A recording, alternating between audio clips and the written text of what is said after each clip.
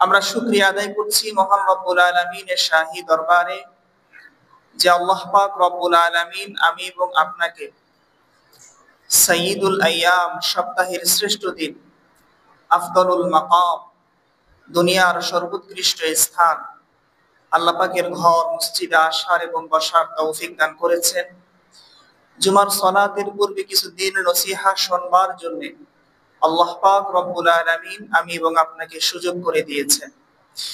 সেজন্য আমি, আপনি, আমরা সকলেই সেই মহান মালিকের দরবারে হৃদয়ের সবটুকুন আবেগ এবং অনুভূতিকে উজাড় করে দিয়ে শরীরের সবটুকুন শক্তি ব্যয় করে উচ্চসিত কণ্ঠে খুশি মনে প্রাণবন্ত আওয়াজে আল্লাহ পাক রব্বুল আলামিনের শিখানো ভাষায় কালিমাতুশ শুকর পাঠ করছি। সকলেই জবান ছেড়ে পড়ুন আলহামদুলিল্লাহ। দরুদ ও সালাম পেশ করছি আল্লাহ পাক রব্বুল আলামিনের সৃষ্টির প্রধান আকর্ষণ, সমস্ত নবী রাসূলগণের মাথার মুকুট, বিশ্ব মানবতার মুক্তির দূত হযরত মুহাম্মদ মুস্তাফা পড়েন সাল্লাল্লাহু আলাইহি ওয়াসাল্লামের উপরে।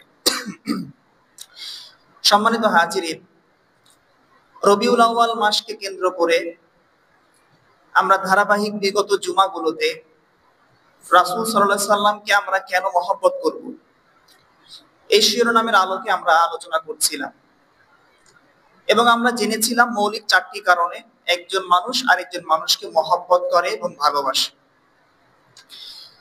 প্রথম কারণ ছিল সৌন্দর্য, যে সৌন্দর্যের ব্যাখ্যা আমরা নবীর জীবনী থেকে শুনেছি, আমার নবী কেমন সুন্দর ছিল। দ্বিতীয় কারণ হচ্ছে কোয়ালিটি এবং গুণ, যদি কোনো মানুষের মধ্যে বিশেষ কোনো গুণ থাকে তাহলে মানুষ তাকে ভালোবাসে। আমরা গত জুমাতে শুনেছি যে আমার নবী তিনি কেমন গুণে গুণান্বিত ছিলেন। স্বয়ং আল্লাহ পাক নিজে বলেছেন যে হে নবী, আপনি হচ্ছেন গোটা সৃষ্টি জগতের মধ্যে মহান চরিত্রের অধিকারী। সুবহানাল্লাহ। এই দুটি গুণ নিয়ে আমরা আলোচনা শেষ করেছি। তৃতীয় যে গুণটির কারণে মানুষ একে অপরকে মহব্বত করে সেটি হচ্ছে করাবাত, অর্থাৎ আত্মীয়তার সম্পর্কের কারণে। 4 নাম্বার হচ্ছে নওয়াল। নওয়াল মানে হচ্ছে ইহসান। যদি কেউ কারো উপরে ইহসান করে, করুণা করে, দয়া করে, তাহলে মানুষ তাকে মহব্বত করে। আজকে আমরা শেষ দুটি গুণ অর্থাৎ আত্মীয়তা এবং ইহসান আমরা জানবো যে নবীজির সাথে আমাদের আত্মীয়তার সম্পর্ক কতটুকু কাছের এবং নবীর উম্মতের উপরে কি পরিমাণ ইহসান এবং দয়া রয়েছে। নবীর ক্ষমা, নবীর উদারতা, নবীর মহানুভবতার দুই একটা ছোট্ট ঘটনা আমরা আজকের আলোচনায় শুনবো ইনশাআল্লাহ। পাঠ করেন। যতটুকু সময় কথা হবে আল্লাহ পাকের নিকট দোয়া করি আল্লাহ পাক রব্বুল আলামিন আমাদের সকলকে আজকের আলোচনা থেকে উপকৃত হওয়ার তৌফিক দান করুন। সকলে বলছি আল্লাহুম্মা আমিন। আত্মীয়তার দিক থেকে নবীজি আমাদের কতটা কাছের। পবিত্র কোরআন সূরা আহজাবের শুরুতে 6 নম্বর আয়াতে আল্লাহ পাক বলেন, আন-নাবিয়্যু আওলা বিল মুমিনিনা মিন আনফুসিহিম ওয়া আজওয়াজুহু উম্মাহাতুহুম। আল্লাহ বলেন যে নবীজি সাল্লাল্লাহু আলাইহি ওয়াসাল্লাম মুমিনদের জন্য তাদের জীবনের থেকেও নিকটের এবং নবীর স্ত্রীগণ হচ্ছেন উম্মতের জন্য মাতৃতুল্য। সুবহানাল্লাহ। অর্থাৎ আমরা আমাদের মাকে যেরকম সম্মান করি, নবীর স্ত্রীরাও কি আমাদের মতো আমাদের কাছে মাতৃতুল্য। তো প্রথমে আল্লাহ পাক যেটা বললেন যে নবীজি আমাদের কাছে আমাদের জীবন থেকেও নিকটের। একজন মানুষের নিকট তার জীবনের চাইতে প্রিয় আর কিছু হইতে পারে? বিপদে পড়লে দেখবেন স্ত্রী সন্তান সব বাদ, আগে নিজের জীবন বাঁচায়, ঠিক কিনা? এই জীবন যেটা আপনার কাছে সবচাইতে বেশি প্রিয়, নবী বলেন, আল্লাহ বলেন, তোমার জীবনের থেকেও বেশি তোমাকে মহব্বত করতে হবে আল্লাহ এবং তার রাসূলকে। সুবহানাল্লাহ। একবার সাহাবী ওমর ফারুক রাদিয়াল্লাহু আনহু কথা প্রসঙ্গে আমার নবীজিকে বললেন, যে ইয়া রাসূলুল্লাহ, আনতা হাব্বু ইলাইয়া মিন কুল্লি শাইইন ইল্লা মিন নাফসি। যে ইয়া রাসূলুল্লাহ, আপনি আমার নিকট দুনিয়ার সব কিছু থেকে অধিক প্রিয় শুধুমাত্র আমার জীবন ছাড়া। আমি আপনাকে আমার জীবন থেকে বেশি ভালোবাসি না। নবীজি বললেন যে ওমর, তুমি এখনো পরিপূর্ণ ঈমানদার হইতে পারো না।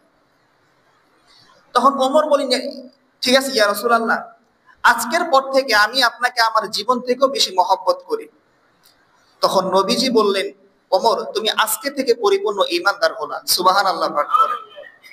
তাহলে বোঝা গেল যে নবীজি আমাদের এতটা কাছের যে নিজের জীবন থেকেও নবীকে বেশি ভালোবাসাটা ঈমানের দাবি।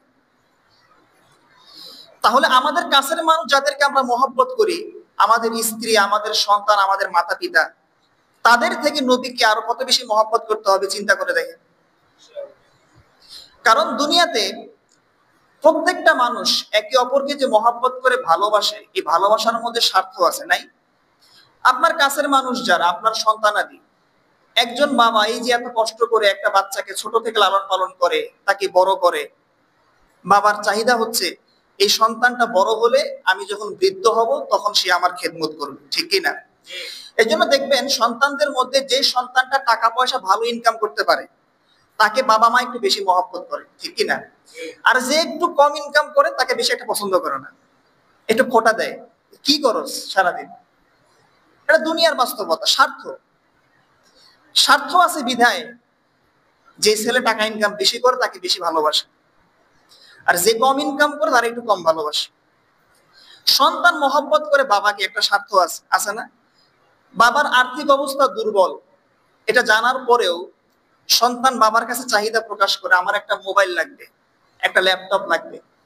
বাবা যদি কিনে দিতে না পারে, সামর্থ্য না থাকার কারণে সন্তান বাবার সাথে রাগ করে, করে না? স্বার্থ আছে। আপনার স্ত্রী আপনাকে মহব্বত করে, এই মহব্বতের মধ্যে স্বার্থ আছে। আপনার স্ত্রীর চাহিদা আপনি পূরণ করতে পারবেন না, প্রতিনিয়ত আপনার শুধু কথা শোনাবে, ঠিক কিনা? তো সুতরাং দুনিয়ার সমস্ত ভালোবাসা যা কিছু আপনি দেখেন চাকচিক্য, পুরো দুনিয়াটা স্বার্থে ভরপুর। কিন্তু আমার নবী এমন একজন মানুষ ছিলেন যিনি কিনা উম্মতকে ভালোবেসেছেন, উম্মতের জন্য শরীরে রক্তকে ঝরিয়েছেন, জিহাদ করেছেন, ইসলামকে প্রচার করেছেন নিঃস্বার্থভাবে। সুবহানাল্লাহ পাঠ করেন। কারণ স্বার্থ যেখানে থাকবে সেখানে অবশ্যই কোনো না কোনো চাওয়া থাকবে। আর যদি কোনো মানুষ কোনো মানুষকে স্বার্থ ছাড়া মহব্বত করতে পারে, নবী বলেন আইয়ুহিব্বাল মারআ লা ইউহিব্বুহু ইল্লা লিল্লাহ, যদি কোনো মানুষ অপর কোনো মানুষকে মহব্বত করে শুধুমাত্র আল্লাহর জন্য, ওই ব্যক্তি ঈমানের স্বাদ পেয়ে যাবে। সুবহানাল্লাহ। নবীজি তার অপর এক হাদিসের মধ্যে আরো বলেছেন, মান আহাব্বা লিল্লাহি ওয়া আবগাযা লিল্লাহি ওয়া আ'তা লিল্লাহি ওয়া মানাআ লিল্লাহি ফাকাদ ইসতাকমালাল ঈমান। যে ব্যক্তি মানুষকে মহব্বত করে আল্লাহর জন্য, শত্রুতা পোষণ করে আল্লাহর জন্য, দান সদকা করে আল্লাহর জন্য, কোনো কিছু থেকে মানুষকে নিষেধ করে, বিরত রাখে আল্লাহর জন্য, ওই ব্যক্তি পরিপূর্ণ ঈমানদার হয়ে যাবে। সুবহানাল্লাহ পাঠ করে। তার মানে বোঝা গেল যে মহব্বতটা হতে হবে নিঃস্বার্থভাবে, যে মহব্বতটা নবী তার উম্মতকে করেছেন, এজন্য নবীকে বেশি মহব্বত করাটা ঈমানের দাবি। নবীজি তার আরেক হাদিসে বলেছেন, ইন্নামা আনালাকুম বিমানজিলাতিল ওয়ালিদ, আমি তোমাদের জন্য তোমাদের পিতার মতো। তোমাদের বাবারা তোমাদেরকে যেরকম মহব্বত করে, আমি নবীও তোমাদেরকে মহব্বত করি।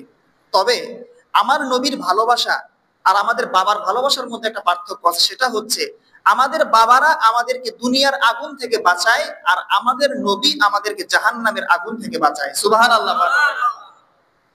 বুখারী শরীফের একটি হাদিসে আসছে, নবীজি নিজে বলেন, ইন্নামা মাসালি ওয়া মাসালুন নাসি কামাসালি রাজুলিন ইস্তাওকাদা নারা। খেয়াল করে শুনেন উদাহরণটা। নবী বলেন, আমার উদাহরণ এবং সমস্ত মানুষের উদাহরণ হচ্ছে ওই ব্যক্তির মতো যে ব্যক্তি কিনা আগুনকে প্রজ্বলিত করেছে এবং এক প্রকার পোকা এসে সে আগুনের মধ্যে ঝাঁপ দিয়ে নিজের জীবনকে ধ্বংস করে দিচ্ছে। আপনারা দেখবেন, সবাই জানেন, অনেক সময় ঘরে লাইট জ্বালালে এক প্রকার পোকা এসে লাইটের সামনে ভিড় করে। আমাদের দেশে আমরা এটাকে বলি বাতাল পোকা, আপনাদের দেশে কি বলে জানি না। তো আমরা দেখতাম ছোটবেলায় মুরব্বীরা আমাদের গ্রামে ঘরের আঙ্গিনায় আগুন জ্বালাইত, ওই আগুনের আলো দেখে সমস্ত পোকা এসে আগুনের মধ্যে ঝাঁপ দিয়ে মুহূর্তের মধ্যে মারা যেত। নবী বলেন যে আমার উদাহরণ, সমস্ত মানুষের উদাহরণ ওই ব্যক্তির মতো যে কিনা আগুনকে জ্বালিয়েছে আর এক প্রকার পোকা এসে আগুনের মধ্যে ঝাঁপ দিচ্ছে। সে ব্যক্তি বারবার চেষ্টা করতেছে সে পোকাগুলোকে আগুন থেকে উদ্ধার করার জন্য, কারণ আগুনে ঝাঁপ দিলে তো জীবন শেষ। নবী বলেন, আমি হচ্ছি আমার উম্মতের জন্য ঠিক সেরকম। আমি দেখলাম পৃথিবীতে আসার পরে যে আমার উম্মতেরা জাহান্নামের দিকে তারা ঝাঁপিয়ে পড়তেছে। আমি নবীকে আল্লাহ পাক পৃথিবীতে পাঠিয়েছেন আমার সেই জাহান্নাম মুখী উম্মত গুলোকে জান্নাতের পথ দেখানোর জন্য। সুবহানাল্লাহ। কথা বুঝে আসছে? কত চমৎকার উদাহরণ। আল্লাহ পাক রব্বুল আলামিন নিজেও বলেছেন কোরআনে পাকের মধ্যে, ওয়া কুনতুম আলা শাফা হুফরাতিন মিনান নার ফাআনকাযাকুম মিনহা, যে তোমরা জাহান্নামের একদম এক কিনারে ছিলে, তোমরা জাহান্নামের মধ্যে পড়েই যাবে, আমার হাবিব মুহাম্মদ তোমাদেরকে সেই জাহান্নাম থেকে উদ্ধার করেছেন। সুবহানাল্লাহ। তো সুতরাং আত্মীয়তার কারণে আমরা একজন মানুষ দুনিয়াতে আরেকজন মানুষকে মহব্বত করি এবং ভালোবাসি, কিন্তু আমার নবী আমাদের উপর যে কি পরিমাণে ইহসান এবং দয়া রয়েছে, তিনি যে উম্মতের জন্য কি পরিমাণ কষ্ট স্বীকার করেছেন, তিনি যে উম্মতকে নিঃস্বার্থভাবে মহব্বত করেছেন। সুতরাং আত্মীয়তার কারণে যদি কাউকে মহব্বত করতে হয়, সেই মহব্বত পাওয়ার অধিক হকদার হচ্ছেন আমার নবী, ঠিক কিনা? আপনি মনে করতে পারেন যে আল্লাহ পাক আমার নবীকে পাঠাইছেন আরব দেশে, মক্কার জমিনে আল্লাহ পাক পাঠাইছেন। আল্লাহ পাক আমার নবীকে মক্কার জমিনে পাঠাইলেও আল্লাহ পাক জানিয়ে দিয়েছেন, ওয়ামা আরসালনাকা ইল্লা রাহমাতাল লিল আলামিন, যে হে নবী, আমি আল্লাহ পাক আপনাকে আরবের জমিনে পাঠালেও, মক্কার মানুষের মাঝে পাঠালেও, কুরাইশ বংশের মাঝে পাঠালেও, আমি আল্লাহ পাক রব্বুল আলামিন আপনাকে গোটা সৃষ্টি জগতের জন্য রহমত বানিয়েছি। সুবহানাল্লাহ। কোন নবী সারা পৃথিবীর সমস্ত মানুষের জন্য রহমত ছিলেন না, শুধুমাত্র আমার নবী ছিলেন। এ কারণেই আমার নবীকে বলা হয় বিশ্ব নবী। পড়েন সাল্লাল্লাহু আলাইহি ওয়াসাল্লাম। তো 3 নাম্বার কি গুণটা বলেছিলাম? আত্মীয়তা।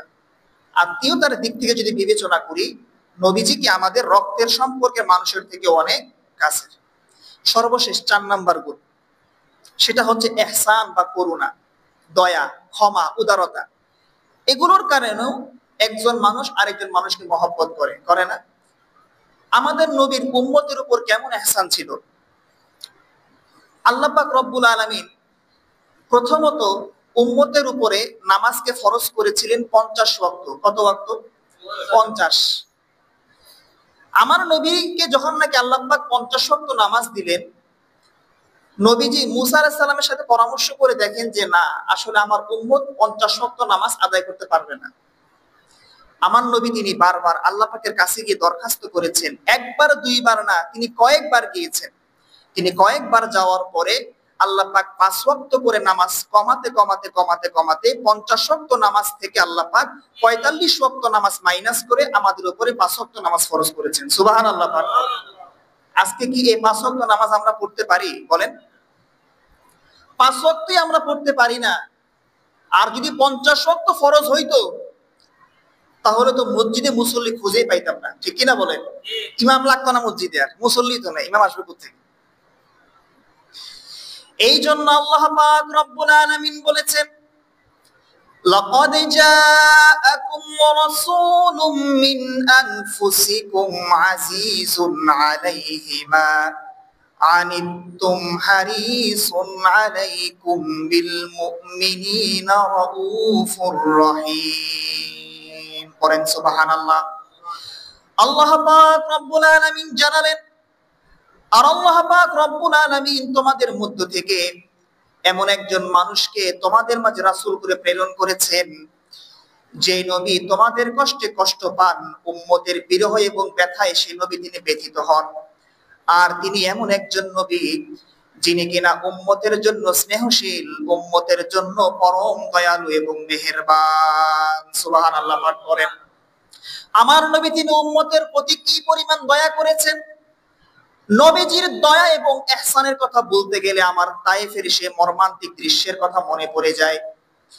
তায়েফের ময়দানে যখন নাকি আমার নবী মানুষকে হেদায়েতের দাওয়াত দিতে গেলেন, তায়েফের ময়দানে সেই নাফরমান মানুষেরা তারা আমার নবীর দাওয়াতকে তো কবুল করেন নাই, উল্টো তারা আমার নবীকে পাথর মেরে তারা রক্তাক্ত করেছে। নাউজুবিল্লাহ পাঠ করেন। আমার নবীকে তারা থুতু নিক্ষেপ করেছে, নবীকে তারা পাগল বলে সম্বোধন করেছে। আমার নবী তায়েফের সেই মানুষদের আঘাতে জর্জরিত হয়ে তিনি সেখান থেকে এক আঙ্গুর বাগানের নিচে এসে তিনি বিশ্রাম করতে লাগলেন। নবীজির সঙ্গে ছিলেন তার খাদিম যায়েদ ইবনে হারিসা রাদিয়াল্লাহু আনহু। যায়েদ ইবনে হারিসা তিনি নবীজির শরীর থেকে রক্তগুলোকে মুছে দিচ্ছেন। ঠিক সেই মুহূর্তে আল্লাহ পাক রব্বুল আলামিন ফেরেশতা জিবরিলকে আমার নবীর কাছে পাঠালেন। ফেরেশতা জিবরিল বললেন, ইয়া রাসূলুল্লাহ, এই তায়েফের নাফরমান মানুষেরা আপনার সাথে কি আচরণ করেছে? আল্লাহ পাক রব্বুল আলামিন তিনি আরশ থেকে সবকিছু দেখেছেন। ইয়া রাসূলুল্লাহ, মালাকাল জিবাল, পাহাড়ের ফেরেশতাকে আল্লাহ পাক আমার সাথে পাঠিয়ে দিয়েছেন। আপনি শুধুমাত্র একটা বার হুকুম করবেন, এই দুই পাহাড়কে একত্রিত করে তায়েফের এই নাফরমান মানুষগুলোকে আমরা মুহূর্তের মধ্যে ধ্বংস করে দিব। আমার নবীকে যখন ফেরেশতা জিবরিল এমনটা বললেন, আমার নবী তিনি ফেরেশতা জিবরিলকে জবাব দিলেন, ইন্নী লাম উবআত লাআনান ওয়া ইন্নামা বুইসতু রাহমাতান। নবীজি বললেন যে আল্লাহ পাক রব্বুল আলামিন আমাকে দুনিয়ার মানুষকে ধ্বংস করার জন্য পাঠান নাই, বরং দুনিয়ার মানুষের জন্য রহমত করে আল্লাহ পাক আমাকে পাঠিয়েছেন। সুবহানাল্লাহ পাঠ করেন। নবীজি আরো বললেন যে আজকে হতে পারে তায়েফের মানুষেরা আল্লাহ পাকের সাথে শিরিক করে, তারা আমি নবীকে আঘাত করেছে, আমাকে তারা কষ্ট দিয়েছে। বাল আরজু আইয়ুফরিজাল্লাহু মিন আসলাবিহিম মান ইয়াবুদুল্লাহা ওয়াহদাহু লা ইউশরিকু বিহি শাইআ। আমি আশা রাখি অদূর ভবিষ্যতে আল্লাহ পাক রব্বুল আলামিন এই তায়েফের মানুষের পৃষ্ঠদেশ থেকে এমন এক জাতিকে প্রেরণ করবেন যারা কিনা এক আল্লাহর ইবাদত করবে, আল্লাহ পাকের সঙ্গে দ্বিতীয় কোনো মাবুদকে তারা শরীক করবে না। সুবহানাল্লাহ পাঠ করেন। কি ভাইরা আপনাদের কষ্ট হচ্ছে আজকে? হ্যাঁ, ঘুমাচ্ছেন আপনারা? আজকে তো আবহাওয়া মোটামুটি ঠান্ডা, এত গরম নাই। একটু বৃষ্টি পড়লে ঘুম ধরে, এটাই স্বাভাবিক সবারই। যা হোক, বলা উদ্দেশ্য হচ্ছে নবীর ইহসান বা করুণা কেমন ছিল। তায়েফের মানুষেরা নবীকে আঘাত করছে, রক্তাক্ত করছে, তিনি বদদোয়া করছেন? বলেন, বদদোয়া করেছেন? আর আমাদেরকে যদি কেউ একটা কটু কথা বলে সমাজের মধ্যে, আমরা সেটা নিয়ে সমাজের ভিতরে বিচার সালিশ এগুলোর আয়োজন করি, ঠিক কিনা? আমাকে অমুক এই কথাটা কেন বলবো? বোঝা গেল যে আমরা এখনো একে অপরের প্রতি ক্ষমাশীল এবং সহনশীল হতে পারি না, ঠিক কিনা? কথা বুঝে আসছে?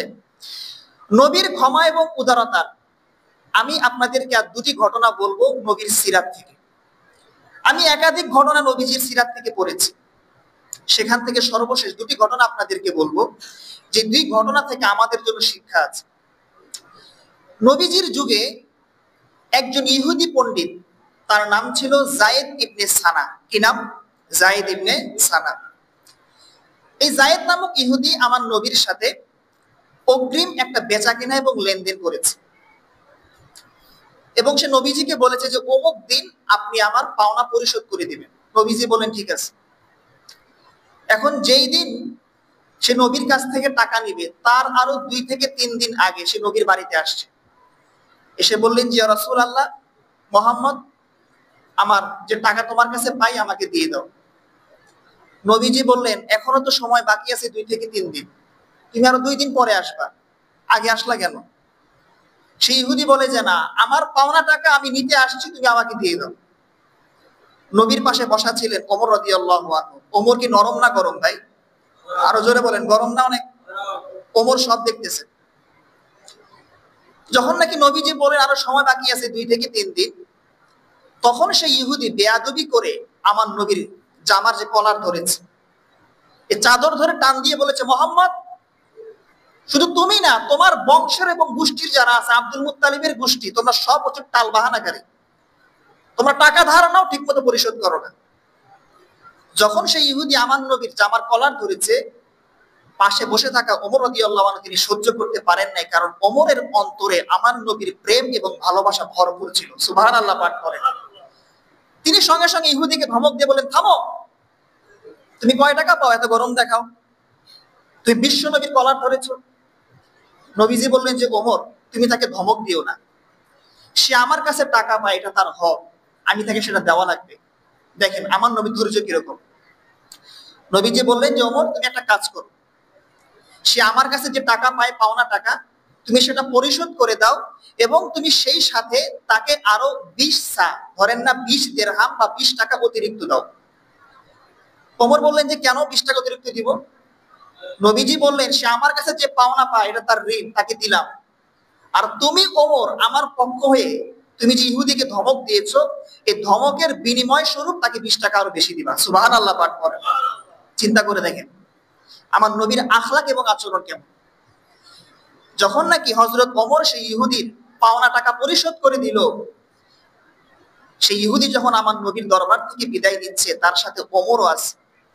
সেই ইহুদি ওমরকে বলে যে, ওমর, আমি তো একজন ইহুদি পণ্ডিত, আমি আমাদের কিতাবের ভালো আলেম, আমি মূলত মোহাম্মদের কাছে আমার যে পাওনা টাকা আমি সেটা নেওয়ার জন্য আসি নাই।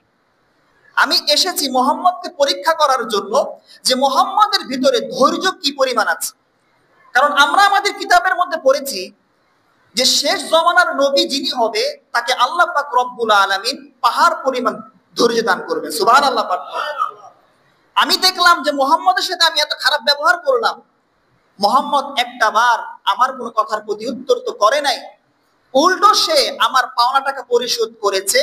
তুমি আমাকে ধমক দিয়েছো, এর বিনিময় স্বরূপ 20 টাকাও আমাকে বেশি দিয়েছে। সুতরাং মোহাম্মদের এই ধৈর্য এবং সবর দেখে আমার মনে ইয়াকিন হয়ে গিয়েছে যে আসলে মোহাম্মদ শেষ জমানার নবী। আমি আজকের পর থেকে মোহাম্মদের প্রতি ঈমান কবুল করে মুসলমান হয়ে গেলাম। সুবহানাল্লাহ পাক। সেই ইহুদি শুধু মুসলমান হয় নাই, বরং সে মুসলমান হওয়ার পরে তাকে আল্লাহ পাক যে ধন সম্পদ দিয়েছেন, সেই ধন সম্পদের অর্ধেক সে ইসলামের জন্য দান করে দিয়েছে। সুবহানাল্লাহ পাক। ভাই ধৈর্য এবং সবর দেখেন কেমন ছিল।